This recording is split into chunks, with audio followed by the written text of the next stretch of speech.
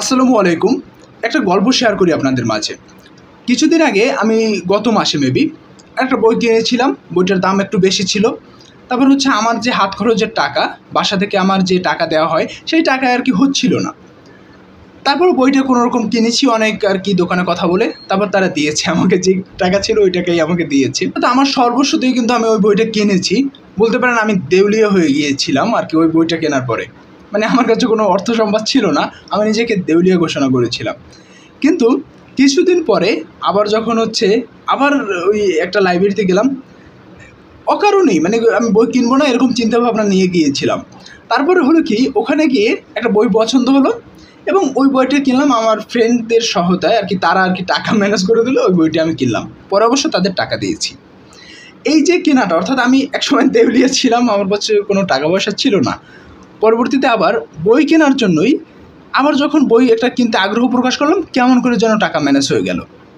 আর বাসায় তো বললে অবশ্যই তারা টাকা পাঠায়, সে কথা বলছি না, বাট একটা মজার ঘটনা বললাম। সেই মজার ঘটনাটার পরিপ্রেক্ষিতে একটা উক্তি আপনাদের মাঝে শেয়ার করব। উক্তিটি বলেছেন সৈয়দ মুস্তফা আলী। উক্তিটি হলো, বই কিনে কেউ দেউলিয়া হয় না।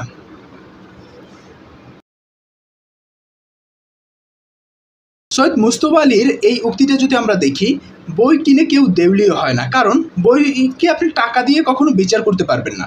অনেক সময় দেখা যায় 50 টাকায় আমরা যে বইটা কিনি, ওই বইটা 100 টাকার যে বই বা 1000 টাকার যে বই, ওই বইটার সমান বা অনেক বেশি তথ্য আমরা ওখান থেকে পাই। এরকম হয়ে থাকে অনেক সময়। বা অনেক সময় আপনি অনেক বেশি দাম দিয়ে একটা বই কিনেছেন, কম দামের একটা বই বা পুরনো একটা বই, কোনোটার হচ্ছে পার্থক্য এক পাওয়া যায় না। অর্থাৎ টাকা দিয়ে আপনি বইকে জাজ করতে পারবেন না। বই তার কখনোই বইকে জাজ করা যায় না। বই যেটাই হোক না কেন সেটাই হচ্ছে ভালো কিছু। বই যে তথ্য থাকুক আর না থাকুক, যা কিছু হোক না কেন, বই হচ্ছে ভালোর জন্যই হয়, এটা আমি বিশ্বাস করি।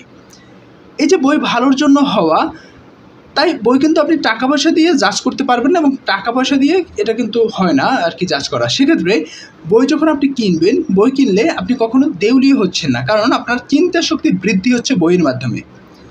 বইটা জাজ করতে যাওয়া যায় এভাবে যে চিন্তা শক্তি দিয়ে জাজ করা যায় বইটা, যে আমি কি চিন্তা নতুন অর্জন করলাম এই বইটা পড়ে, বা কী কী ইনফরমেশন পেলাম।